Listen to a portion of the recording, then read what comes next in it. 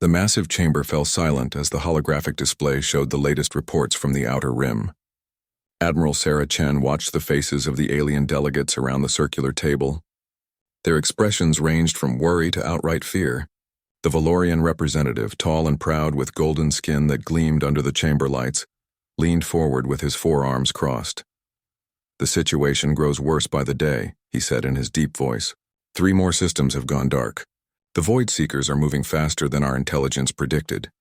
The Zenth delegate, a being of pure energy contained within a crystalline form, pulsed with nervous light. Our telepathic networks have gone silent in those regions. We fear the worst for our colonies." Admiral Chen remained quiet, studying the tactical displays that floated before them. Earth had been part of the Galactic Council for only 15 years, ever since humanity had finally cracked faster-than-light travel.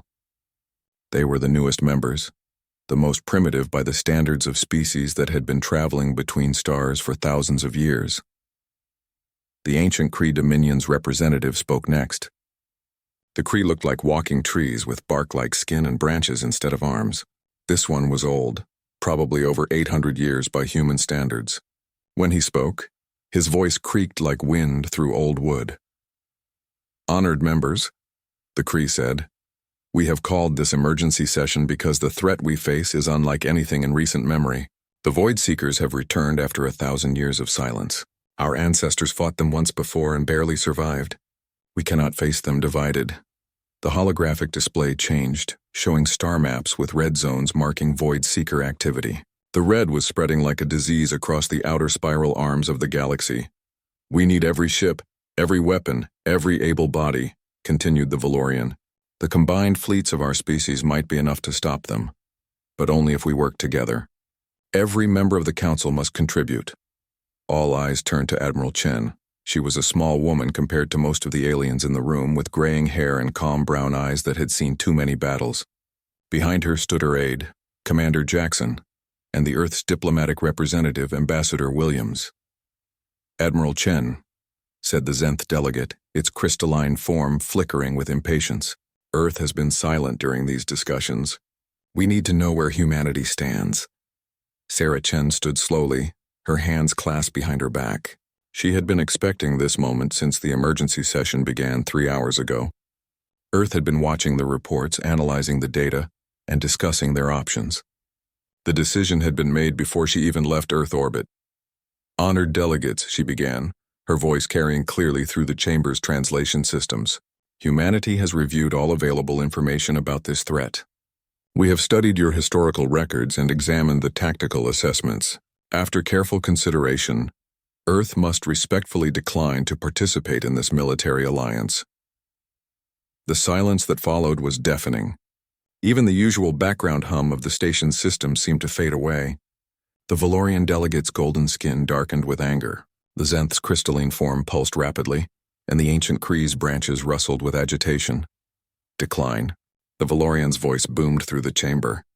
"Your world refuses to help defend the galaxy? We refuse to send our people to die in a war that is not ours," Admiral Chen replied calmly. "The Void Seekers have not attacked human space. They have made no threats against Earth or our colonies. We see no reason to involve ourselves in this conflict." The Zenth delegate's form flared bright with outrage. "This is cowardice. Pure cowardice. The Void Seekers threaten all life in this galaxy. How can you sit by and do nothing?"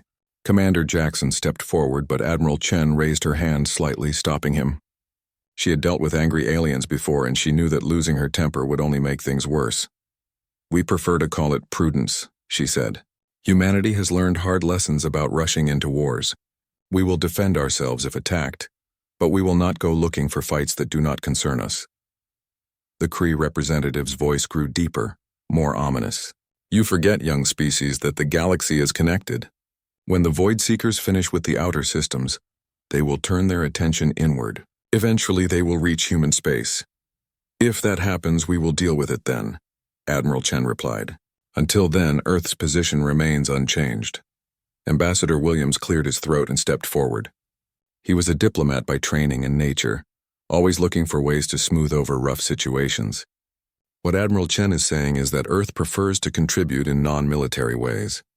We can provide medical aid, supply shipments, refugee assistance. We do not need your charity," snapped the Valorian. "We need your ships and your warriors. The Council Charter clearly states that all members must contribute to the common defense." Admiral Chen smiled slightly, but it was not a friendly expression. "The Charter says members must contribute to defending Council space. It says nothing about offensive operations outside Council territory. The Void Seekers are attacking from regions beyond our official borders." The legal technicality hung in the air like a challenge. The aliens knew she was right, but that only made them angrier.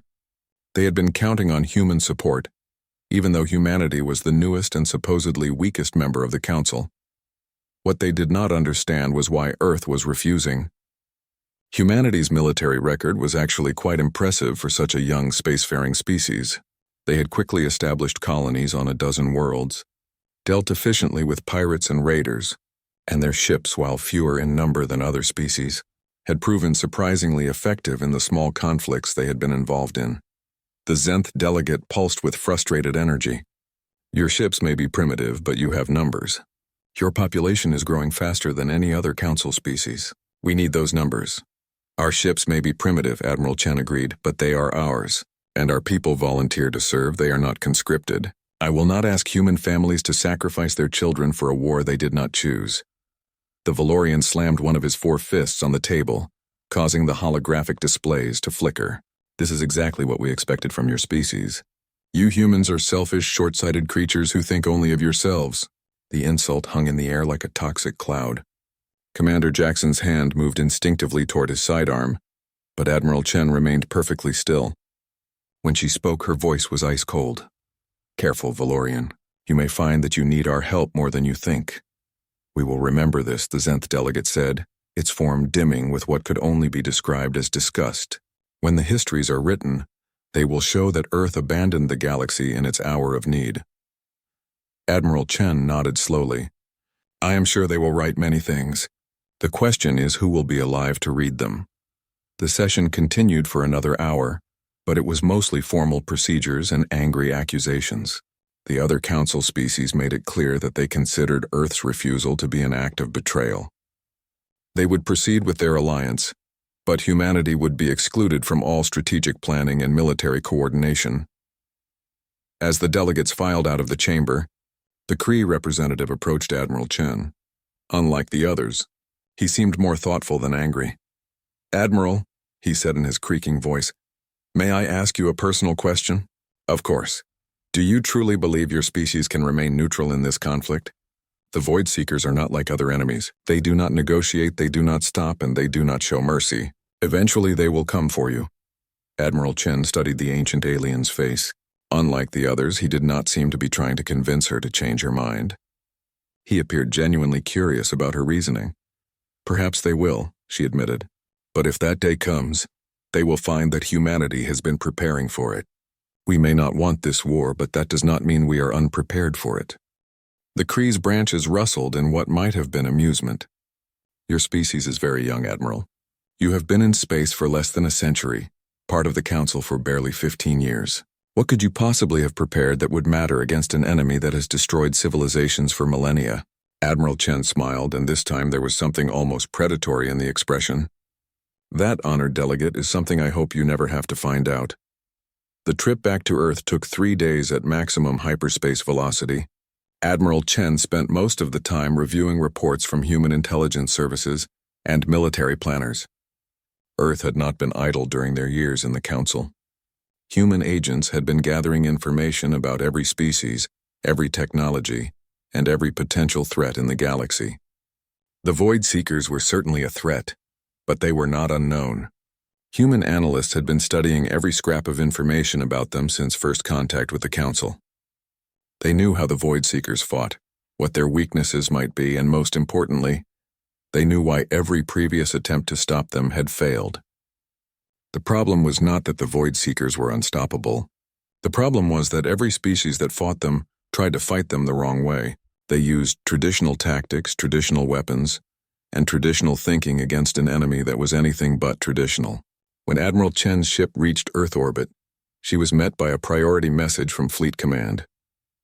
The Admiralty wanted a full briefing within 6 hours of her arrival. The President and the Joint Chiefs would all be in attendance. The briefing room in the Pentagon was smaller than the council chamber, but somehow more intimidating. The people gathered around the table represented the military and political leadership of humanity, and they were not happy about the situation. "So they want us to send our fleets to die alongside theirs," said General Morrison, the chairman of the Joint Chiefs. "And when we refuse, they call us cowards." "That is an accurate summary," Admiral Chen replied. The Valorians were particularly vocal about their displeasure. President Martinez leaned forward, her fingers steepled in front of her. "Sarah, give me your honest assessment. Are we making the right choice here?" Admiral Chen had been expecting this question. She had been asking herself the same thing during the entire trip home. "Madam President, if we join their alliance, we will be sending human ships and human lives to fight in a war that we cannot win using their methods. The historical records are clear. Every species that has fought the Void Seekers using conventional tactics has been defeated. And if we do not join them, then they will likely be defeated as well, but without taking us down with them. If and when the Void Seekers reach human space, we will be ready for them." Admiral Johnson, head of fleet operations, spoke up. "What makes you so confident that we can succeed where others have failed?" Admiral Chen activated a holographic display that showed the current disposition of Earth's military forces. What appeared on the screen surprised some of the people in the room, even though they had security clearance to know about it. "Because we have been preparing for this war since the day we learned about the Void Seekers," she said. "While the other council species have been building traditional fleets designed to fight other species like themselves, we have been building something else entirely." The display showed ship designs that looked nothing like the sleek vessels preferred by most galactic civilizations. Human ships were bulky, angular, and covered in armor that seemed excessive by galactic standards. But the specifications told a different story. "Every human ship in service has been designed with the Void Seekers in mind," Admiral Chen continued. "Our weapons, our defenses, our tactics, everything has been built around the assumption that someday we would have to face them alone." President Martinez studied the display with interest. "How long have we been planning for this?" "Since our second year in the Council, Madam President. Our intelligence services identified the Void Seekers as the primary long-term threat to human survival.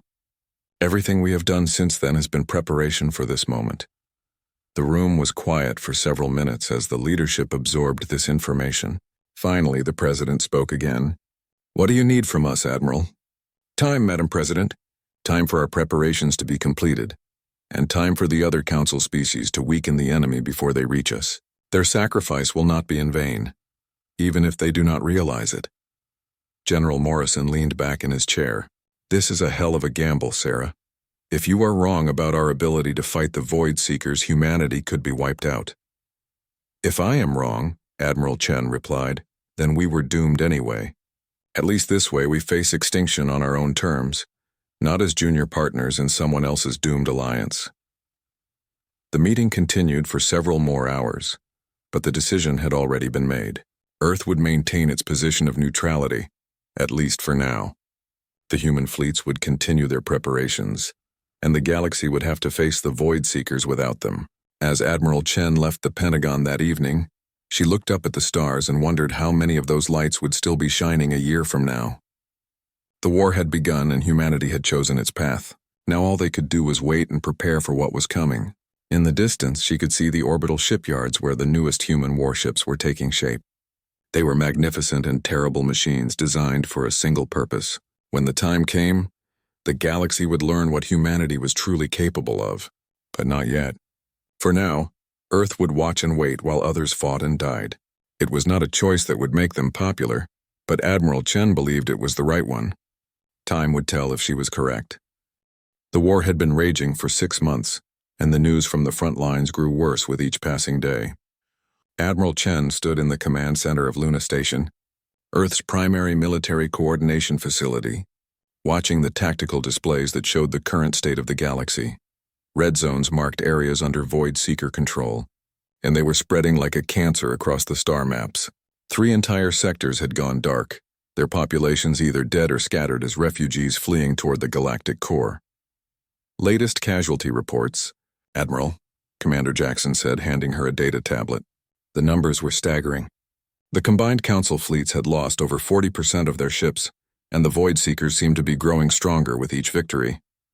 "How are they doing it?" asked Dr. Elizabeth Harper, Earth's leading xenobiologist and the only human who had been allowed to examine captured Void Seeker technology. "Their ships should not be this adaptable." Admiral Chen studied the tactical analysis on her screen. "They learn from every engagement. Every weapon we use against them, every tactic we employ, they adapt and counter. It is like fighting an enemy that gets smarter every time you hit them." The door to the command center opened, and Ambassador Williams entered with a grim expression.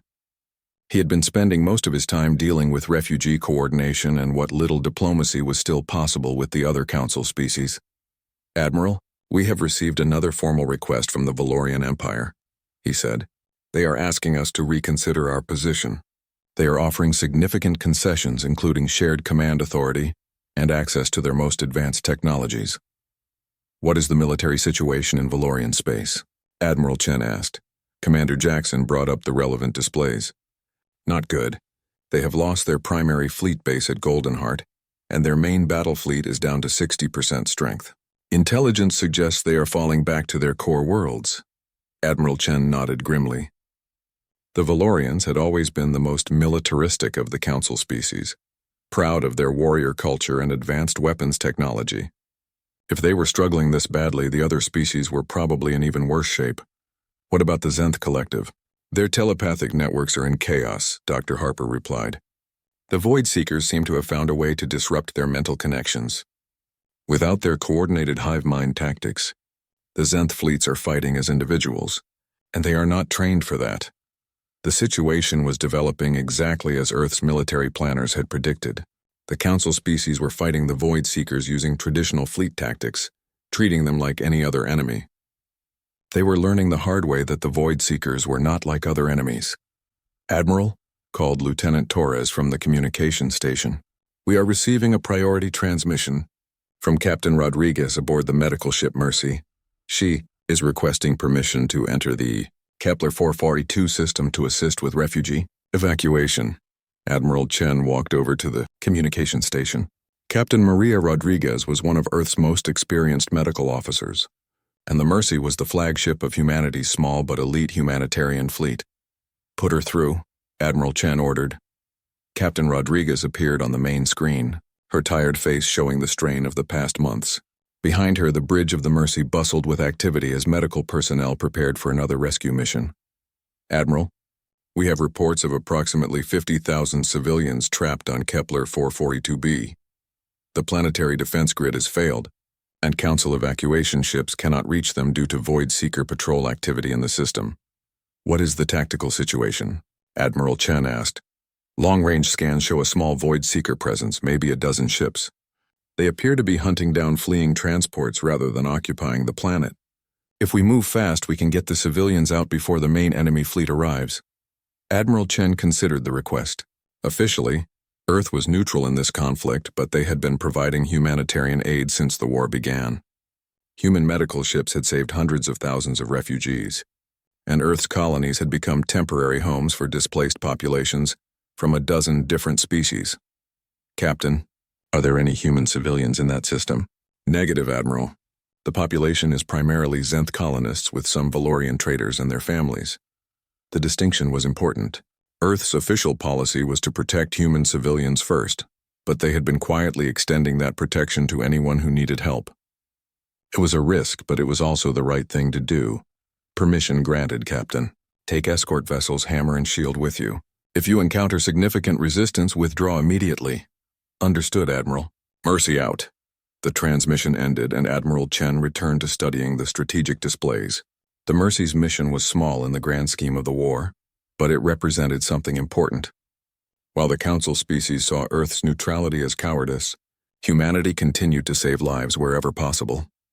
"Admiral," Ambassador Williams said quietly, "I should inform you that the other Council species are becoming increasingly bitter about our position. There are rumors that some of them are considering declaring us enemies of the galactic community." "Let them," Admiral Chen replied. "Actions speak louder than words, and our actions have saved more lives than their military alliance." Dr. Harper looked up from her analysis workstation. Sarah, I have been studying the Void Seeker ship designs and tactics. There is something very disturbing about their adaptation patterns. What do you mean? They are not just learning from combat experience. They are incorporating elements from the ships they destroy. Their biomechanical technology allows them to literally absorb and integrate foreign systems into their own vessels. Admiral Chen felt a cold chill run down her spine. Are you saying they are becoming stronger by destroying Council ships? Exactly. Every Valorian weapon system they encounter, every Zenth navigation computer they capture, every Kree defensive shield they analyze, all of it becomes part of their collective capability.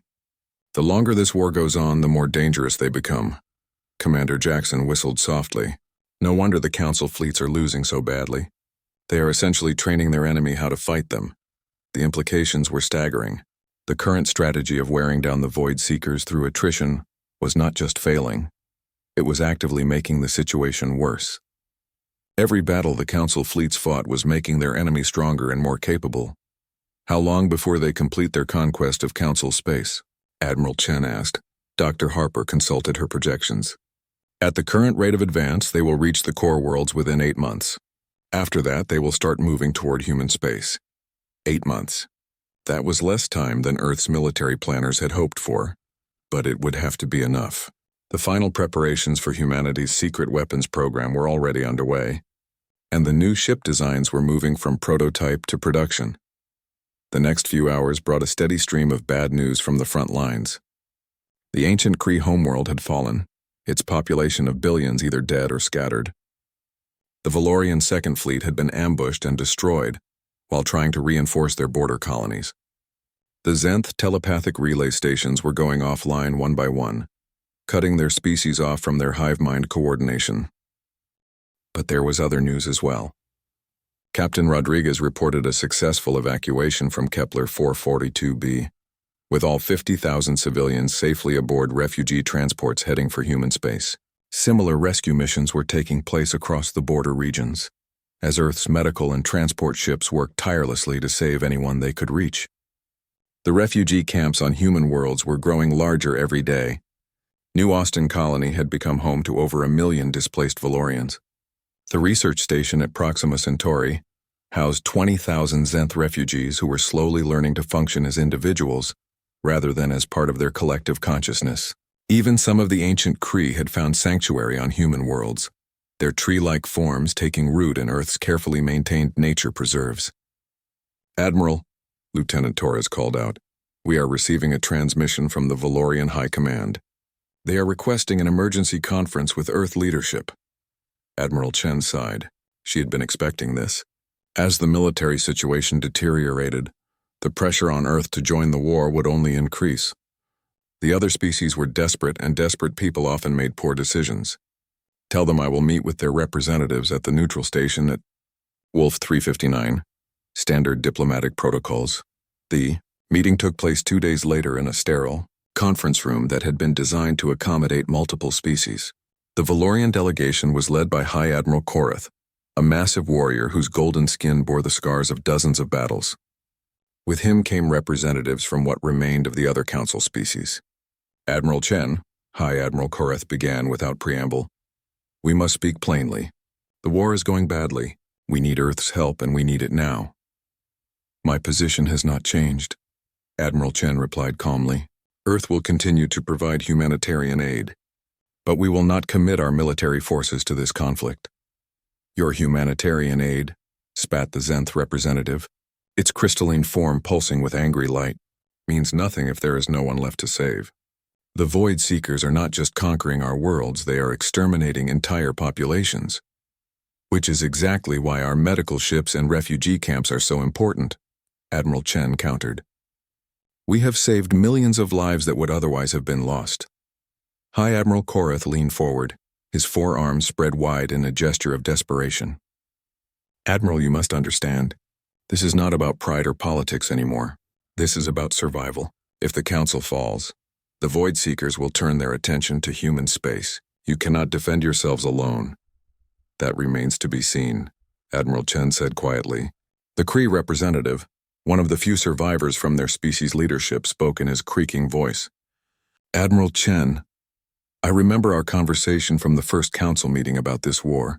You said that if the Void Seekers came for humanity, they would find you prepared. What did you mean by that? Admiral Chen studied the faces around the table. These beings represented the last free governments of their species. In a few months, they would likely all be dead or in hiding. She felt genuine sympathy for their situation. But she also knew that Earth's plan required them to remain neutral for as long as possible.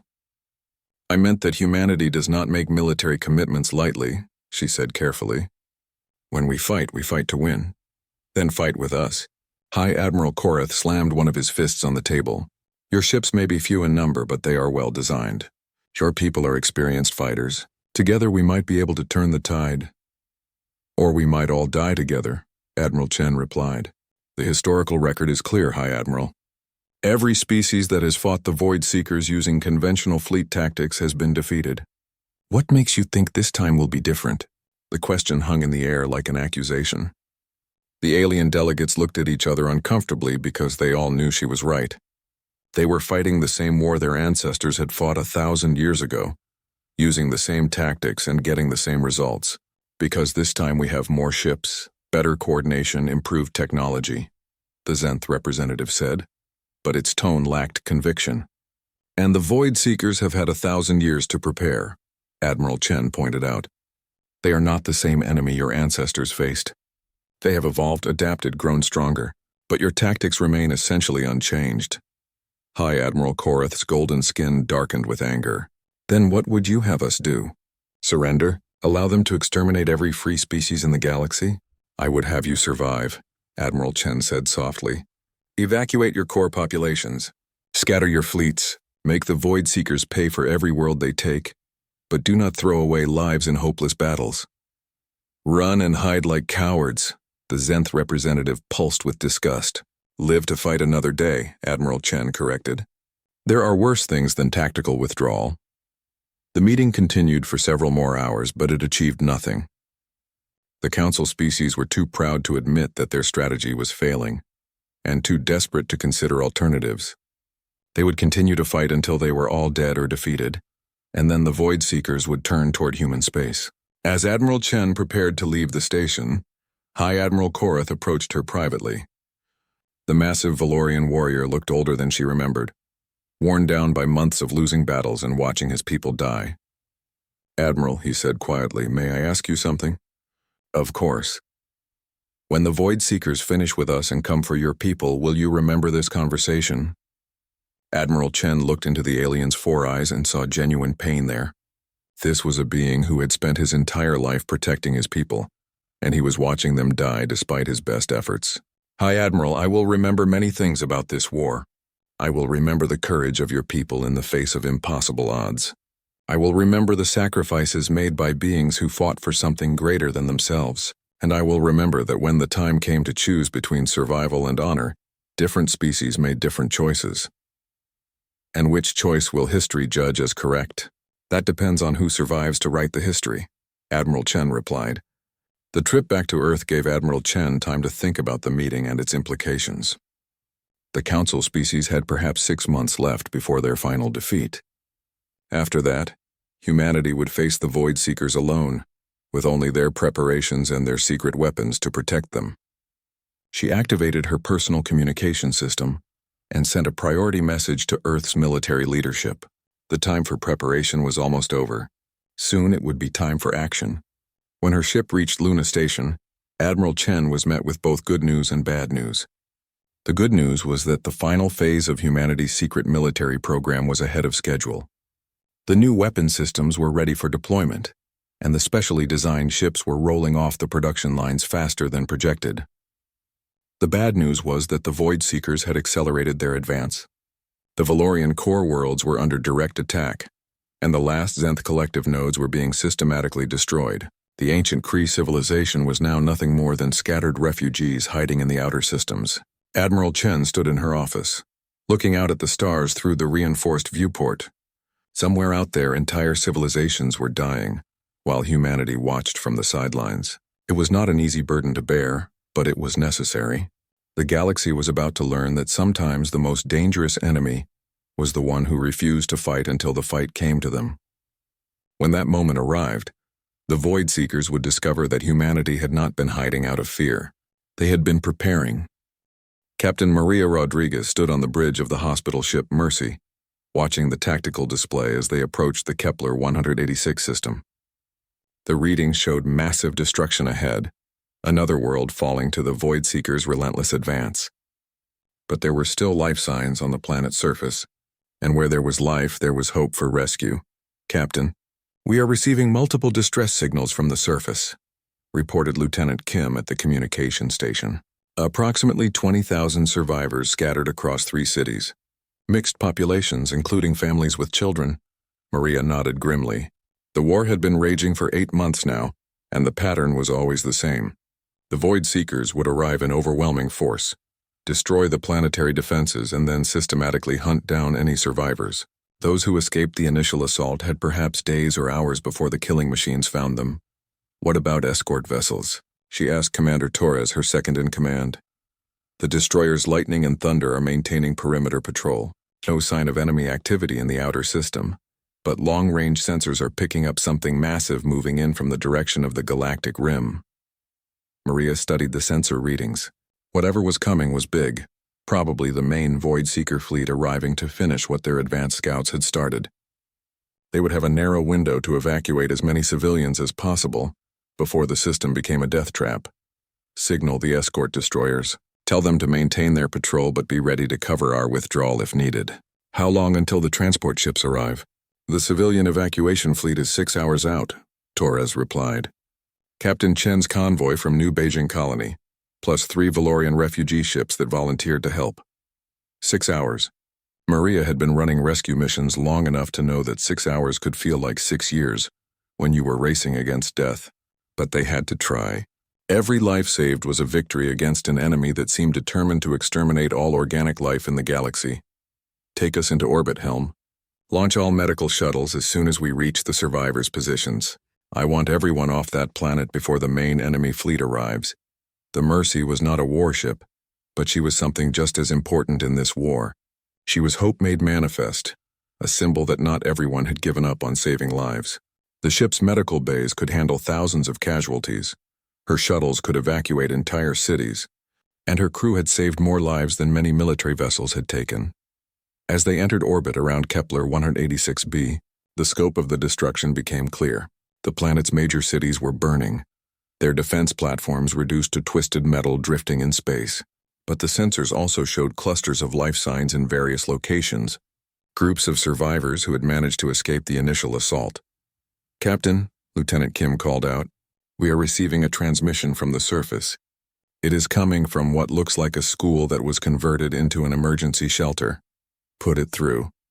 The main screen flickered to life, showing the face of a young Zenth individual whose crystalline form was cracked and dimmed with exhaustion. Behind her, Maria could see dozens of children from various species huddled together in what had once been a classroom. "Please," the Zenth said in accented standard, "we have children here. 347 children from 12 different species. Our teachers are trying to keep them calm, but they are scared and hungry, and they keep asking when their parents are coming back." Maria felt her heart clench. This was always the hardest part of these missions. So many of the parents would never be coming back, and these children would grow up as orphans in refugee camps on distant worlds. "We are coming to get you," Maria said firmly. "All of you. Keep the children together and be ready to move when our shuttles arrive. You are going to be safe, I promise." The evacuation proceeded with practiced efficiency. The Mercy's shuttles flew constant runs between the ship and the surface, bringing up load after load of survivors. Valorians, Zenth, even a few ancient Kree who had been visiting the world when the attack began. They were all frightened, traumatized, but alive. As the hours passed, the long-range sensors showed the approaching Void Seeker fleet growing larger and more distinct. Whatever was coming was massive, probably the largest enemy formation the human crews had encountered. "Captain," Commander Torres said quietly, "maybe we should consider leaving. We have evacuated over 18,000 people already. The remaining survivors are scattered across a wide area, and that enemy fleet is getting close." Maria looked at the tactical display. Torres was right from a purely military standpoint. They had saved most of the people they could reach, and staying much longer would put the ship and everyone on it at risk. But there were still life signs on the surface, still people waiting for rescue. How long until Captain Chen's convoy arrives? 2 hours, assuming they maintain current speed. And how long until the enemy fleet reaches us? At their current approach vector, approximately 90 minutes. Maria made her decision. We keep working. Every life matters, Commander. Signal Captain Chen and tell her to increase speed. We will hold position as long as possible. The next hour was a frantic race against time. More shuttles launched. More survivors were brought aboard, and still the enemy fleet drew closer. The escorts Lightning and Thunder had moved to defensive positions around the Mercy, their weapons powered up and ready for battle. Captain Chen's convoy is entering the system, Lieutenant Kim reported. She has the transport New Horizon, 2 Valorian civilian vessels, and... Wait, there are more ships coming with her. The tactical display updated to show the new arrivals. In addition to the expected evacuation ships, there were 3 more vessels flying human transponder codes. They were smaller than the Mercy, but their configuration suggested they were also medical ships. This is Captain Chen aboard the New Horizon, came a familiar voice over the communications system. Maria, what is your status? We have evacuated over 22,000 civilians, but there are still survivors on the surface. That Void Seeker fleet is going to be here soon, and it looks big. Understood. My ships will take up evacuation duties. Get your people back aboard the Mercy and prepare for immediate departure. Maria was about to acknowledge the order when Lieutenant Kim called out urgently. Captain. Enemy contact! Multiple Void Seeker vessels dropping out of hyperspace at the edge of the system. The main screen switched to long-range sensors, showing the nightmare that was approaching them. Dozens of biomechanical ships, their hulls covered with the integrated technology of a dozen conquered species. They were moving fast, too fast for a normal evacuation to be completed. How long until they reach us? Maria asked. 20 minutes at their current speed, the tactical officer replied. Maria looked around her bridge crew. These were good people, volunteers who had signed up to save lives rather than take them. They deserved better than to die in a system that most humans had never heard of, trying to rescue aliens who would probably be forgotten by history. All shuttles, return to ship immediately, she ordered. We are leaving now. Captain, Lieutenant Kim interrupted. I am receiving another transmission from the surface. It is the same school shelter we evacuated earlier. I thought we got everyone from there. We did, but they are transmitting from a different location. They say there are more children, ones who were moved to a secondary shelter when the first one became overcrowded.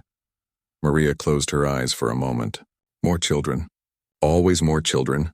It was as if the universe was testing her, seeing how much she was willing to sacrifice for people she had never met. How many?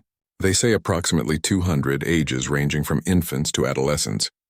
Multiple species, including some human exchange students who were visiting the planet when the attack began. Human children. That changed the calculation entirely. Earth's official policy was clear. Human civilians took priority in any evacuation scenario. But there were alien children there too, and they were just as innocent, just as deserving of rescue. Captain, Commander Torres said urgently, those enemy ships will be in weapons range in 15 minutes. If we stay to launch another shuttle mission, we might not make it out at all. Maria stared at the tactical display, watching the red icons that represented death approaching her position. The smart move, the safe move, was to leave now with the people they had already saved. No one would blame her for retreating in the face of overwhelming enemy force, but she could not stop thinking about those children hiding in a school basement, waiting for someone to come save them. Launch Shuttle Bay 2, she ordered. Maximum speed to the surface, grab everyone at that shelter and get back here. All other shuttles remain docked. We leave the moment Bay 2 returns. Captain, that is cutting it very close, Torres warned. Sometimes close is all we have, Commander. The next 10 minutes were the longest of Maria's career. She watched the tactical display as the enemy fleet drew closer, their biomechanical ships moving with the terrible efficiency that had conquered half the galaxy. At the same time, she tracked the progress of her lone shuttle as it raced toward the surface to collect the last group of survivors. Shuttle Bay 2 has reached the shelter, Lieutenant Kim reported. They are loading passengers now. Enemy fleet will be in weapons range in 4 minutes, the tactical officer called out. Captain, came Captain Chen's voice over the communication system, you need to leave now. That is not a raiding force approaching us. It is a full battle fleet. My sensors count over 60 ships, including some massive command vessels. Maria gritted her teeth. 2 more minutes. My shuttle is almost loaded. Maria, those ships will be able to target you in 90 seconds. You need to go. Shuttle Bay 2 is launching, Lieutenant Kim announced. They have 237 passengers aboard, including 15 human children. Relief flooded through Maria as she watched the shuttle racing back toward the Mercy. They were going to make it. They were going to save everyone and escape before the enemy fleet could engage them. That was when everything went wrong. Captain, the tactical officer shouted. Enemy ships are accelerating. They are moving much faster than projected. The display updated to show the Void Seeker fleet's new trajectory. Instead of the steady approach they had been maintaining, the enemy ships had suddenly increased speed and were now bearing down on the evacuation convoy like predators sensing wounded prey. Time to weapons range? Maria asked. 30 seconds. They must have detected our shuttle launch and decided to engage immediately. Maria felt ice form in her stomach. The shuttle was still 60 seconds out from the Mercy, and the enemy would be in firing range in half that time. There was no way to escape clean. All ships emergency acceleration, she ordered. We are leaving now. Captain, Shuttle Bay 2 will not reach us in time, Commander Torres pointed out. Then we will have to cover them. Signal lightning and thunder. Tell them to interpose between us and the enemy fleet. Buy us every second they can. The 2 human destroyers immediately changed course, their smaller but heavily armed forms moving to block the enemy's approach. They were outnumbered 30-1, but they were going to try anyway. Captain, Lieutenant Kim called out. Shuttle Bay 2 is requesting permission to dock. Granted. The moment they are aboard, we jump to hyperspace. The shuttle slammed into the docking bay with enough force to activate the emergency restraints. But the bay doors sealed, and the pilot immediately signaled all clear. Maria was about to order the jump to hyperspace when the tactical display lit up with weapons fire. The Void Seeker fleet had opened fire, not on the human warships that were challenging them, but on the helpless evacuation convoy. Brilliant beams of energy reached across space, targeting the medical ships and transports that were loaded with civilians. Evasive maneuvers, Maria shouted. But it was too late. The first salvo struck the Valorian transport Golden Wings, a converted passenger liner that had been carrying over 3,000 refugees. The ship exploded in a brilliant flash of light, taking everyone aboard with it. The second salvo targeted Captain Chen's ship, the New Horizon. The transport's shields held for a moment, then collapsed under the concentrated fire. The ship broke apart, its hull cracking open like an eggshell to spill its human and alien passengers into the vacuum of space. The third salvo was aimed at the Mercy Maria, watched death approaching in the form of coherent energy beams that could vaporize a city block. She had perhaps 2 seconds to live, 2 seconds to think about all the people she had saved and all the ones she had failed to save. But the beams never reached her ship.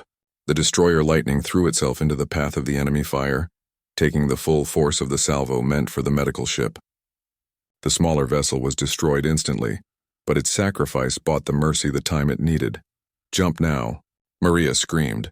Space twisted around them as the hyperspace engines engaged, pulling the Mercy away from the battle and toward the safety of human space. But as they fled, Maria could see on the tactical display what was happening to the ships they left behind. The Thunder was fighting alone now, its weapons blazing defiance at the enemy fleet. But it was one ship against dozens, and the outcome was inevitable. The destroyer lasted another 30 seconds before enemy fire overwhelmed its defenses and tore it apart. The remaining evacuation ships tried to scatter, but the Void Seekers hunted them down methodically. The converted freighter Safe Harbor, loaded with Zenth refugees, was cornered and destroyed near the system's asteroid belt.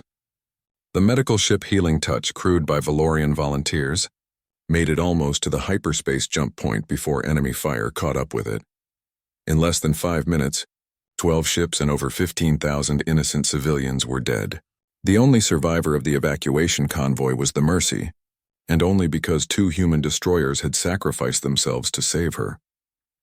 As the hyperspace tunnel collapsed behind them and normal space returned, Maria slumped in her command chair.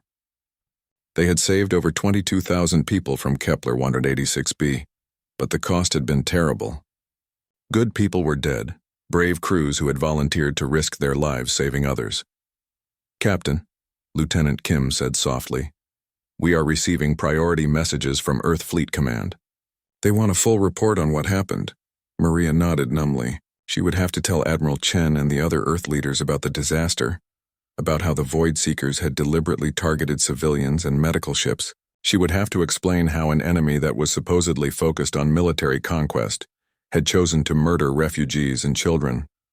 But first, she had to check on the survivors they had rescued. Somewhere in the Mercy's medical bays were over 22,000 beings who owed their lives to the crew members who had just died protecting them. Among them were 15 human children who would grow up knowing that their teachers and friends had paid the ultimate price for their freedom. As Maria made her way toward the medical section, she wondered what Admiral Chen would make of this news. The Void Seekers had crossed a line today, attacking medical ships and murdering refugees in full view of human witnesses. Earth had been neutral in this war for 8 months, watching from the sidelines while others fought and died. But neutrality had rules, and one of those rules was that you did not deliberately target children. The Void Seekers had just broken that rule, and Maria suspected they were about to learn what happened when you made that kind of mistake while humans were watching. Admiral Sarah Chen stood in the emergency briefing room aboard Luna Station, watching the recorded footage from the Mercy's tactical sensors for the 3rd time. The images were crystal clear, showing Void Seeker ships deliberately targeting medical vessels and refugee transports. There could be no doubt about what had happened in the Kepler 186 system. Around the table sat the most senior military and political leaders of humanity. President Martinez looked older than her 58 years, her face drawn with the weight of the decision they all knew was coming. General Morrison, chairman of the Joint Chiefs, sat with his hands folded, staring at the tactical display with barely controlled rage. "How many total casualties?" President Martinez asked quietly. 15,347 confirmed dead, Admiral Chen replied, including over 2,000 children. The Void Seekers made no attempt to capture prisoners or salvage the ships. They were simply executing civilians. Admiral Johnson leaned forward, his weathered face grim. "Sarah, in your professional opinion, was this a tactical decision or a deliberate message?" Admiral Chen had been asking herself the same question since Captain Rodriguez's report arrived 6 hours ago. The answer chilled her to the bone. "It was a message, sir. The Void Seekers have been fighting this war for 8 months, and they know we have been providing humanitarian aid while remaining militarily neutral. This attack was designed to send us a clear signal that our neutrality will not protect our people." "They targeted children," General Morrison said, his voice barely above a whisper. "Alien children, human children, it did not matter to them. They just opened fire on medical ships and refugee transports." Defense Secretary Williams, who had been silent until now, spoke up. "This changes everything. We can no longer claim that this war does not concern us. They have made it clear that humanity is a target, whether we fight or not." President Martinez stood and walked to the viewport, looking out at the orbital shipyards where Earth's secret weapons had been under construction for the past year. "Admiral Chen, what is the current status of our military preparations?" "Project Retribution is 96% complete, Madam President. The new ship designs are ready for deployment, and our special weapons systems have passed all testing protocols. We can begin combat operations within 72 hours. And our assessment of enemy strength?" Admiral Chen activated the holographic display, showing the current tactical situation across the galaxy. The red zones had expanded significantly since the war began, covering nearly 40% of Council space. The Void Seekers have approximately 800 ships of various classes, organized into 12 major battle fleets. Their largest concentration is the command fleet that destroyed the evacuation convoy, estimated at over 60 vessels, including several super-heavy command ships. What about the Council species? Do any of them still have meaningful military capability? The Valorian Empire has perhaps 50 ships remaining, scattered across their core worlds. The Zenth Collective is down to maybe 30 vessels, and their hive mind coordination is completely disrupted. The Kree have no organized military presence left, just small groups of survivors hiding in the outer systems. President Martinez turned back to face the table. "So if we enter this war, we will essentially be fighting alone." "Yes, Madam President, but we have advantages that the Council species lacked." Admiral Chen changed the display to show Earth's current military assets. What appeared on the screen surprised some of the people in the room. even though they had security clearances that should have given them access to this information. For the past 10 months, while publicly maintaining a force of 47 ships, Earth has actually been operating a secret construction program.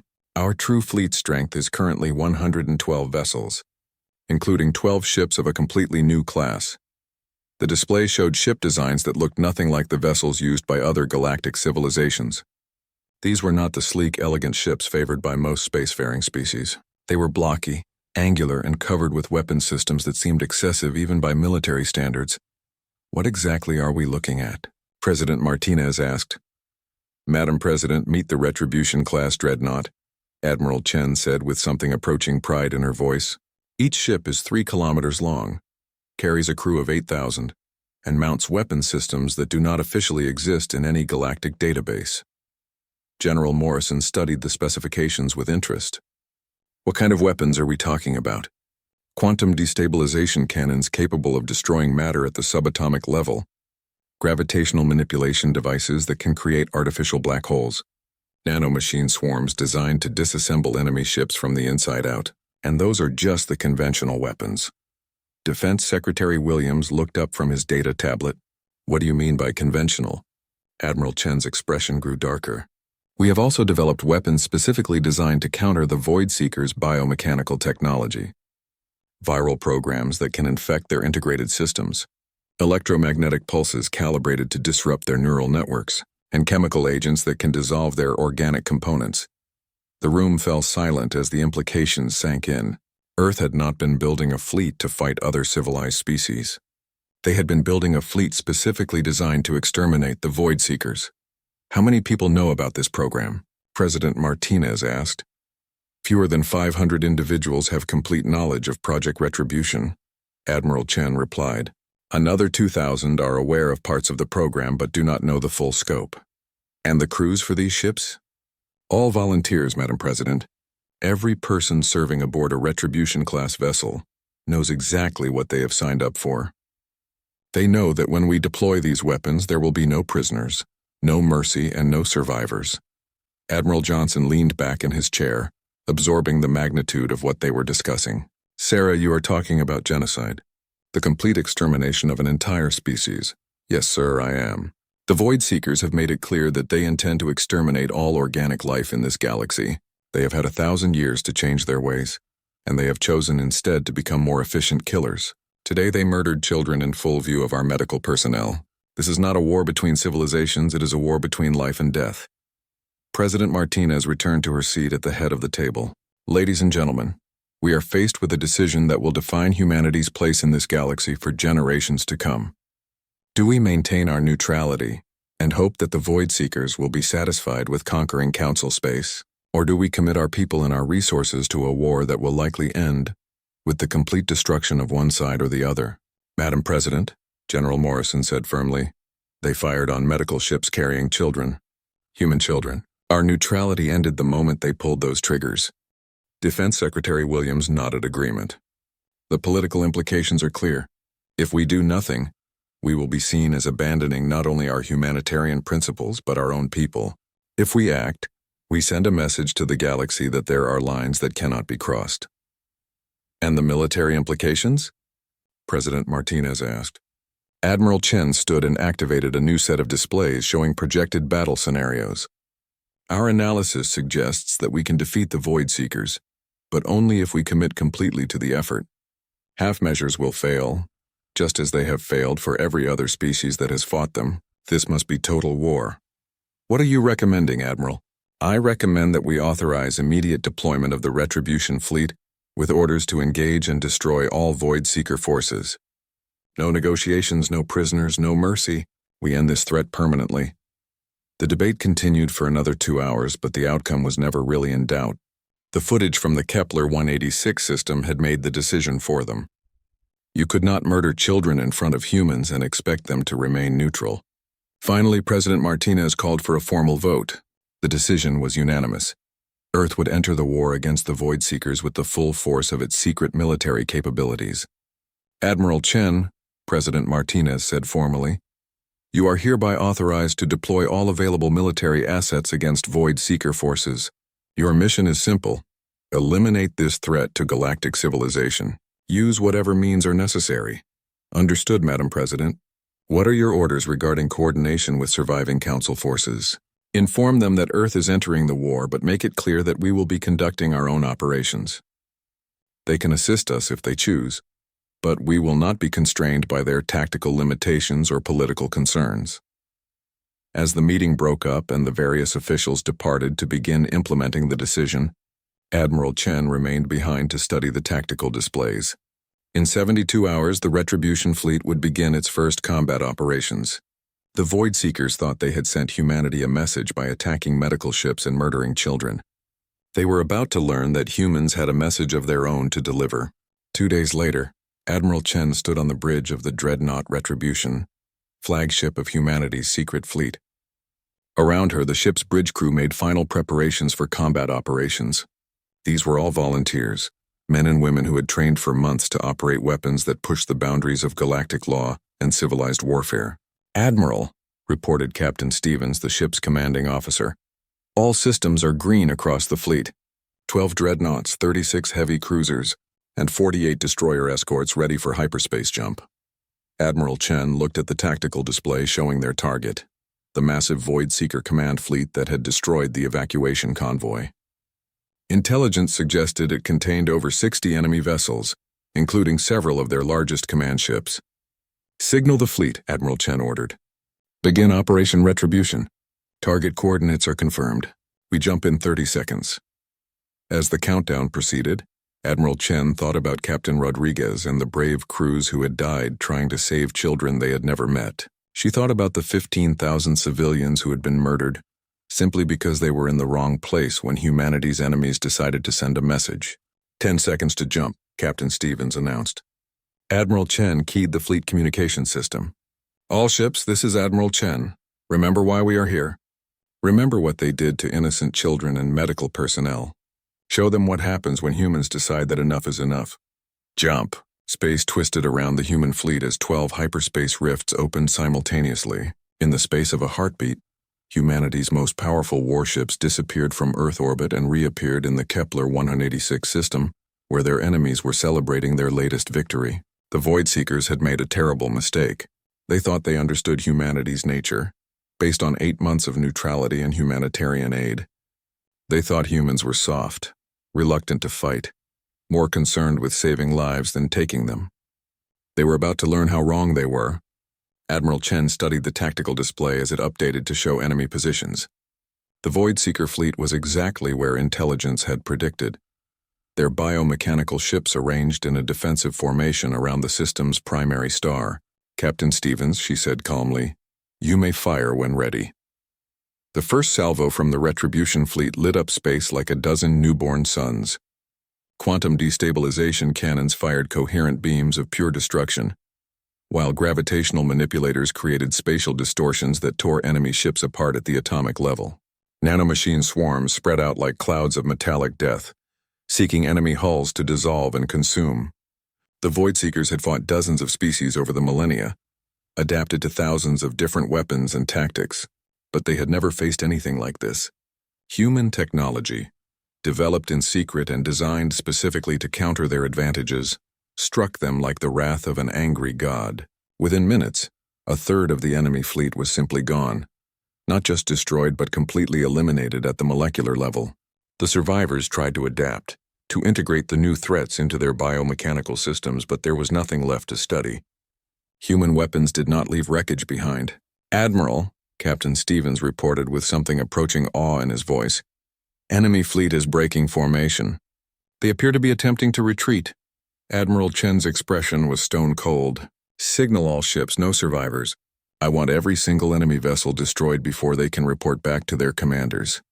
The hunt that followed was less a battle than an extermination. Human ships pursued the fleeing Void Seekers through the asteroid belts and gas clouds of the outer system, methodically destroying every enemy vessel they could find. Advanced sensor systems tracked down ships trying to hide, while predictive algorithms calculated escape routes and placed human vessels in position to intercept them. When it was over, the Kepler 186 system was silent except for the hum of human engines. 63 Void Seeker ships had been completely destroyed, with no survivors and no wreckage large enough to salvage. The enemy command fleet that had murdered children and attacked medical ships no longer existed. Admiral Chen opened a communication channel to the surviving Council forces, wherever they might be hiding. "This is Admiral Sarah Chen of the Terran Defense Force, speaking to all surviving Council military units. As of today, Earth has officially entered the war against the Void Seekers. We will accept no surrender from the enemy and offer no quarter. This threat to galactic civilization ends now." She paused, looking around her bridge at the crew members who had just participated in the most one-sided battle in recent galactic history. "To any Void Seeker forces receiving this transmission, understand this. You made a critical error when you chose to target human medical personnel and murder children under our protection. We are not the Council species you have been fighting. We do not use conventional tactics, we do not show mercy to child killers, and we do not stop until our enemies are completely destroyed." Admiral Chen's voice grew colder, more menacing. "You wanted to send humanity a message. Message received. Now let us send one back. We are coming for you, and when we find you, there will be nothing left but empty space where your fleets used to be." The transmission ended, and Admiral Chen turned to Captain Stevens. "Set course for the next target system. We have a war to finish." As the human fleet prepared to jump back into hyperspace, Admiral Chen allowed herself a moment of satisfaction. The galaxy was about to learn that humanity had been preparing for this moment since the day they first learned about the Void Seekers. The real war was just beginning. The final battle began at dawn on a world that had no name, in a star system that appeared on no maps, around a massive space station that should not have existed. Deep in the void between spiral arms, the Void Seekers had built their ultimate stronghold, a biomechanical nightmare 300 kilometers across that served as both fortress and factory. Admiral Sarah Chen stood on the bridge of the Retribution, studying the tactical displays that showed the enemy's last stand. For 3 months, the human fleet had carved a path of destruction through Void Seeker territory, eliminating their forces with ruthless efficiency. This station was their final refuge, defended by every ship they had left. "Enemy force composition?" Admiral Chen asked. Captain Stevens consulted his tactical display. Long-range sensors detect approximately 400 ships of various classes. The station itself appears to be heavily armed, with defensive capabilities equivalent to another 200 vessels. Admiral Chen nodded. It was exactly what their intelligence had predicted. The Void Seekers had gathered every surviving ship, every desperate crew, every last weapon they possessed to defend their final bastion. They were making their last stand here in the darkness between stars, where no help could reach them and no witnesses could observe their final defeat. "What about the station structure?" she asked. Dr. Harper, who had been assigned to the flagship as the fleet's xenobiology expert, activated a detailed scan of the enemy installation. "It is unlike anything we have encountered before. The outer shell appears to be living metal, constantly growing and adapting. The interior contains massive biomechanical systems that we believe are used for ship construction and technological integration. In other words, this is where they built their fleet and developed their adaptive capabilities." "Exactly. If we destroy this station, we eliminate not just their current forces but their ability to rebuild." Admiral Chen studied the tactical situation. The human fleet had grown since the war began, as more ships completed construction and joined the campaign. They now commanded 147 vessels, including 18 of the massive Retribution-class dreadnoughts. It was the largest military force humanity had ever assembled, and every ship was crewed by volunteers who understood exactly what they were fighting for. "Admiral," reported Lieutenant Commander Torres at the communications station, "we are receiving a transmission from the surviving Council forces. High Admiral Korath of the Valorian Empire is requesting permission to join the attack." Admiral Chen raised an eyebrow. The Valorians had been reduced to fewer than 20 ships, scattered remnants of their once proud fleet. They had watched from a safe distance as the human ships systematically eliminated Void Seeker forces across the galaxy. Too proud to ask for help but too practical to interfere. Put him through. The main screen flickered to life, showing the bridge of a Valorian heavy cruiser. High Admiral Korath looked older than when Admiral Chen had first met him. His golden skin scarred from recent battles, and his forearms bearing the marks of hand-to-hand combat. "Admiral Chen," he began without preamble, My remaining ships request permission to participate in this final battle. We know our forces are small compared to yours, but we wish to be present when this threat is finally eliminated. Admiral Chen considered the request. The Valorian ships would add little to the human fleet's combat capability, but their presence would have symbolic value. This was not just humanity's war, even if humans were the only ones capable of winning it. Permission granted, High Admiral, but understand that you will follow human tactical doctrine and withdraw if ordered. This is our operation. Understood and agreed. The Valorian Empire thanks you for this opportunity to help finish what we could not. The transmission ended, and Admiral Chen turned her attention back to the tactical display. More ships were arriving as other Council survivors requested permission to join the attack. A handful of Zenth vessels, their telepathic crews struggling to function without their hive mind connections. 3 ancient Kree ships crewed by the last military survivors of their species. Even some civilian vessels that had been converted into makeshift warships. In total, the Allied forces numbered perhaps 50 ships. They would be spectators more than participants, but Admiral Chen understood the psychological importance of their presence. When this war ended, the galaxy would remember that not just humans had stood against the darkness. Admiral, Captain Stevens reported, all human ships report ready for combat. Quantum destabilization cannons are charged, gravitational manipulators are online, and nanomachine swarms are loaded and ready for deployment. Signal the fleet, Admiral Chen ordered. Begin final approach. All ships maintain formation until we reach optimal firing range. The human fleet moved forward like a spearhead of death, their angular ships bristling with weapons that had redefined the nature of galactic warfare. Behind them came the Allied vessels, determined to witness the end of an enemy that had haunted the galaxy for a millennium. As they approached the enemy station, space around them began to fill with defensive fire. The Void Seekers had learned from their previous encounters with human forces, and they had adapted their tactics accordingly. But adaptation could only go so far when faced with weapons designed to operate outside the normal rules of physics. Enemy fire is intensifying, reported the tactical officer. They are concentrating on our lead ships.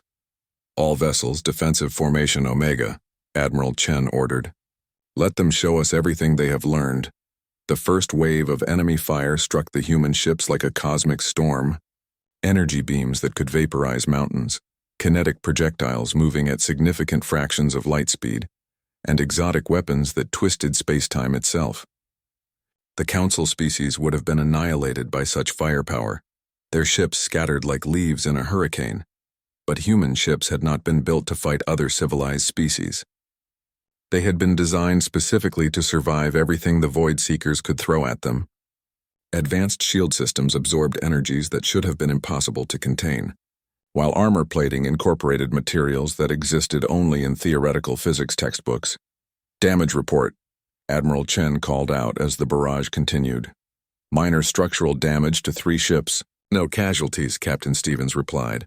All primary systems remain operational across the fleet. Admiral Chen allowed herself a small smile. The enemy was using everything they had, and it was not enough.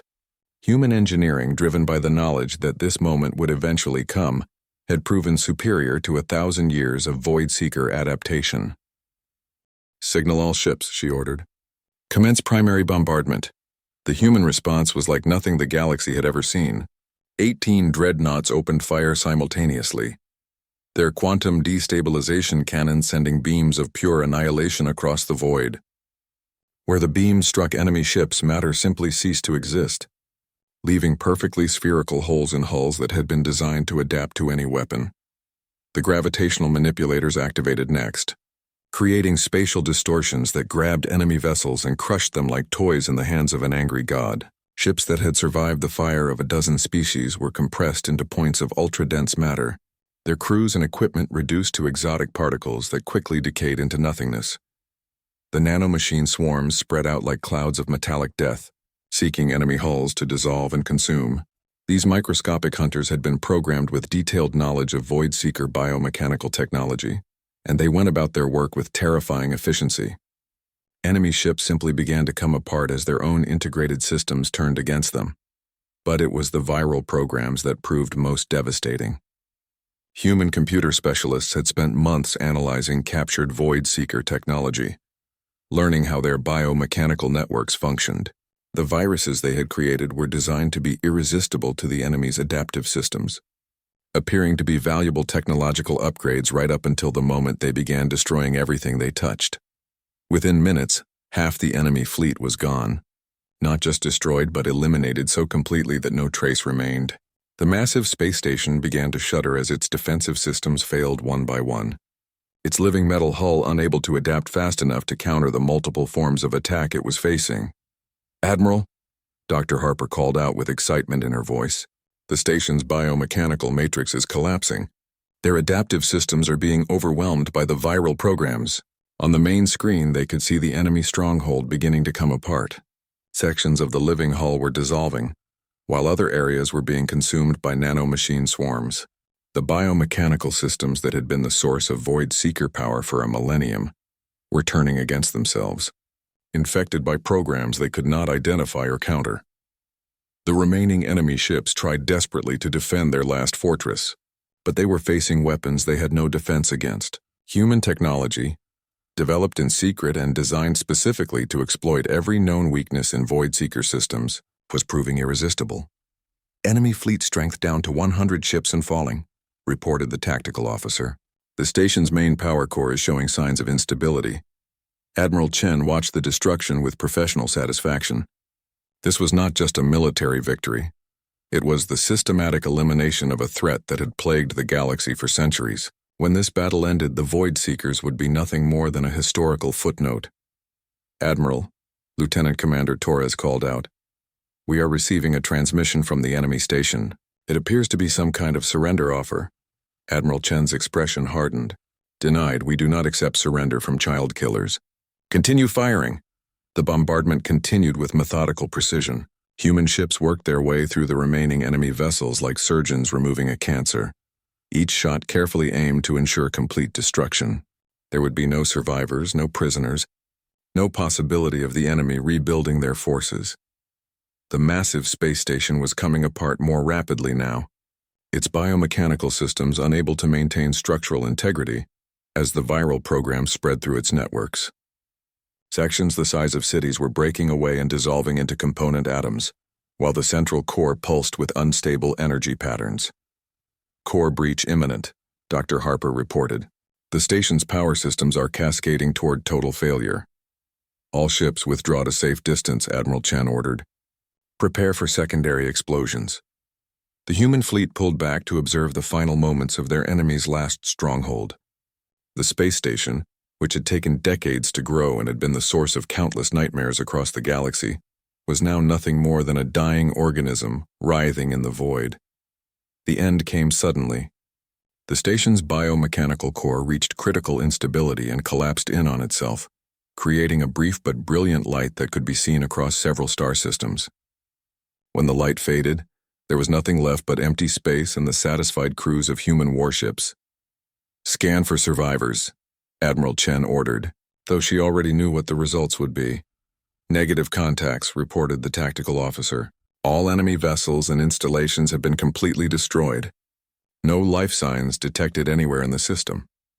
Admiral Chen activated the fleet communication system and addressed not just her own ships, but the Allied vessels that had witnessed the final battle. "All ships, this is Admiral Chen. The Void Seeker threat has been eliminated. After 1,000 years of terror, their species no longer exists. The galaxy is safe." The response was immediate and overwhelming. Human crews cheered on their bridges, while the Allied vessels sent messages of gratitude and amazement. The Valorian High Admiral's voice came over the communication system, filled with emotion that his translator could barely convey. "Admiral Chen, on behalf of all surviving Council species, I thank you. What you have accomplished here today will be remembered for as long as civilization exists in this galaxy." But Admiral Chen was not finished. She opened a general broadcast that would be received by every inhabited world within 100 light years. "This is Admiral Sarah Chen of the Terran Defense Force, broadcasting on all frequencies to all surviving civilizations. The war against the Void Seekers is over. Their fleets have been destroyed, their bases eliminated, and their species rendered extinct. The threat that has haunted this galaxy for a millennium no longer exists." She paused. looking around her bridge at the crew members who had helped make this moment possible. To the survivors of the Council species, know that Earth stands ready to assist in rebuilding what was lost. We offer medical aid, technological assistance, and safe haven for any who need it. The galaxy has been through a dark time, but the dawn has finally come. The transmission ended and Admiral Chen turned to Captain Stevens. Signal the fleet. We are going home. As the human ships prepared for the jump back to friendly space, Admiral Chen reflected on what they had accomplished. In 4 months of active warfare, humanity had eliminated an enemy that had defeated dozens of civilizations over the course of centuries. They had done it not through superior numbers or ancient wisdom, but through careful preparation and the willingness to do whatever was necessary to protect innocent life. The journey home took several days, during which reports began arriving from across the galaxy. The news of the Void Seeker's destruction had spread faster than the human fleet could travel, carried by quantum communication networks that spanned the civilized worlds. The reaction was universal celebration mixed with awe and, in some cases, fear. Humanity had demonstrated military capabilities that far exceeded anything the galaxy had previously seen. The weapons they had used were beyond the technology of even the most advanced Council species, and the efficiency with which they had eliminated their enemies was both impressive and terrifying. When the Retribution finally reached Earth orbit, Admiral Chen was surprised to find representatives from dozens of worlds waiting to greet them. The orbital stations around Earth were crowded with diplomatic vessels, refugee ships, and delegations from species that wanted to personally thank the humans who had saved their civilizations. President Martinez was waiting in the docking bay when Admiral Chen's shuttle arrived. The two women embraced briefly before the president led her to a private briefing room. "Sarah, what you and your people have accomplished is nothing short of miraculous," President Martinez said. "The entire galaxy is talking about humanity's victory, but I need to know, what are the long-term implications of what we have done?" Admiral Chen had been thinking about that question during the entire trip home. "Madam President, we have fundamentally changed the balance of power in this galaxy. Every species now knows that humans possess weapons and tactics that can eliminate threats they thought were invincible. That knowledge will affect every diplomatic and military decision for generations to come. And how do you think they will react to that knowledge? Some will be grateful, others will be fearful. A few might even be resentful that we waited so long to act. But all of them will respect our capabilities and think very carefully before making us their enemy." President Martinez nodded. "The diplomatic implications are complex but manageable. What concerns me more are the moral implications. We have committed genocide, Sarah. An entire species no longer exists because of our actions." Admiral Chen met the president's gaze steadily. A species that murdered children and targeted medical ships. A species that had spent 1,000 years exterminating every form of life it encountered. The Void Seekers made their choice when they decided that organic life had no right to exist. We simply enforced the consequences of that choice. And you feel no regret about that? Admiral Chen was quiet for a moment, thinking about Captain Rodriguez and her crew, about the 15,000 civilians who had died in the Kepler 186 system, about all the worlds that had burned before humanity finally acted. "I regret that it took so long," she said finally. "I regret that we waited until they murdered our people before we acted. If we had intervened earlier, millions of lives might have been saved." The meeting continued for another hour, covering everything from post-war reconstruction efforts to the future of Earth's military capabilities. When it ended, Admiral Chen made her way to the observation deck that overlooked Earth's primary orbital shipyard. The shipyard was busy with new construction, but these were not warships. Instead, human engineers were building medical vessels, research ships, and transport vessels designed to help rebuild the civilizations that had been damaged by the war. It was a hopeful sight, a sign that humanity's response to victory was not to build more weapons but to build tools for peace. "Admiral Chen?" She turned to see Dr. Harper approaching, carrying a data tablet and wearing an expression of scientific curiosity mixed with concern. "Doctor, what can I do for you?" "I have been analyzing the final battle data, and I have discovered something interesting. The Void Seekers were not just a military threat. They were also conducting research into something called dimensional manipulation technology." Admiral Chen frowned. "What kind of research?" "Based on the fragments of data we recovered from their station, They were trying to develop the ability to travel between parallel universes. If they had succeeded, they could have brought reinforcements from other dimensions, or escaped to continue their genocide in alternate realities. The implications were staggering. If the Void Seekers had completed their research, the threat they represented would have extended beyond just their own universe.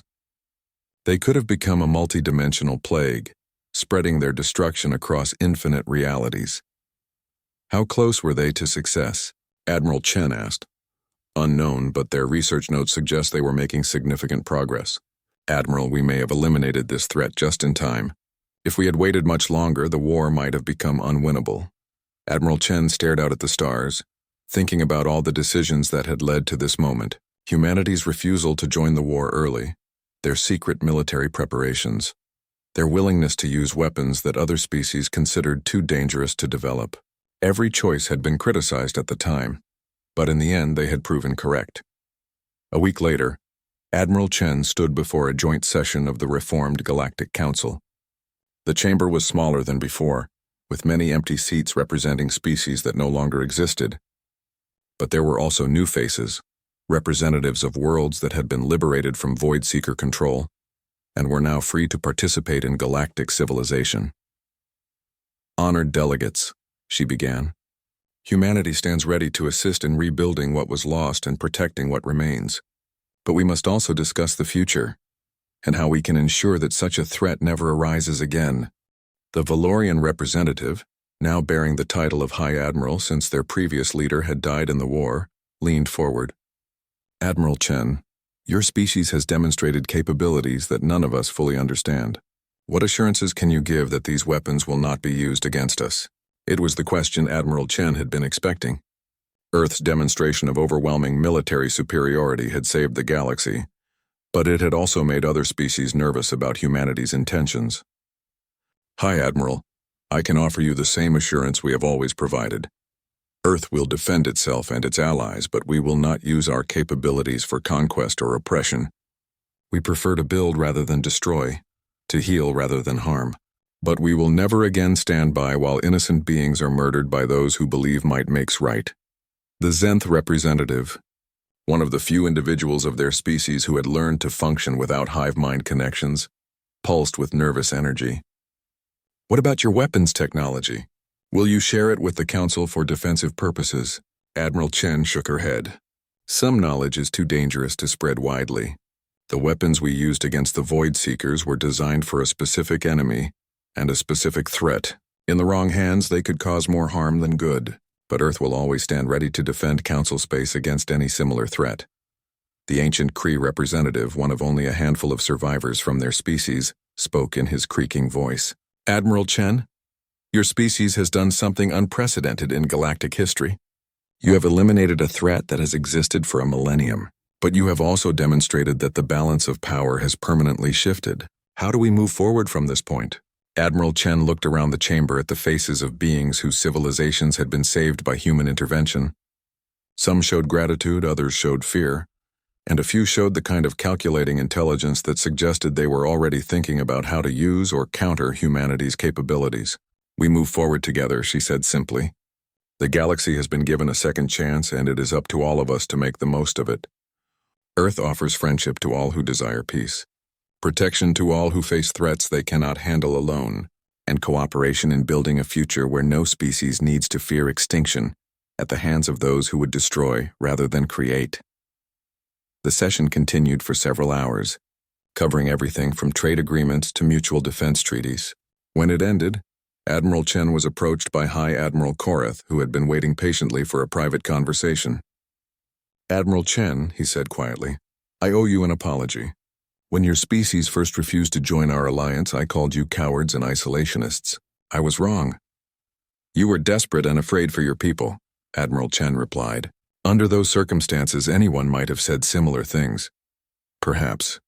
But I want you to know that the Valorian Empire will never forget what humanity has done. You saved not just our species, but all organic life in this galaxy. That debt can never be repaid. Admiral Chen smiled. High Admiral, there is no debt. We did what needed to be done, nothing more and nothing less. Now we must all work together to ensure that such a threat never arises again. As Admiral Chen made her way back to the shuttle that would take her home to Earth, she reflected on the journey that had brought them to this point. Humanity had entered the galactic community as the newest and most primitive member, looked down upon by species with thousands of years of spacefaring experience. But when the greatest test came, it was humanity that had the wisdom to prepare properly and the courage to do what was necessary. They had not started the war, but they had certainly finished it. The shuttle cleared the station's docking bay and began its journey toward Earth. Through the viewport, Admiral Chen could see the stars that had once seemed so full of threats and enemies. Now they looked different, full of possibilities and opportunities for the species that had survived to create something better. The war was over, the enemy was gone, and the galaxy was safe. It was time to build a better future for everyone who called the stars their home. But Admiral Chen also knew that vigilance would always be necessary. The universe was vast and full of unknown dangers. Humanity would continue to prepare, to watch, and to stand ready to defend civilization against whatever threats might emerge.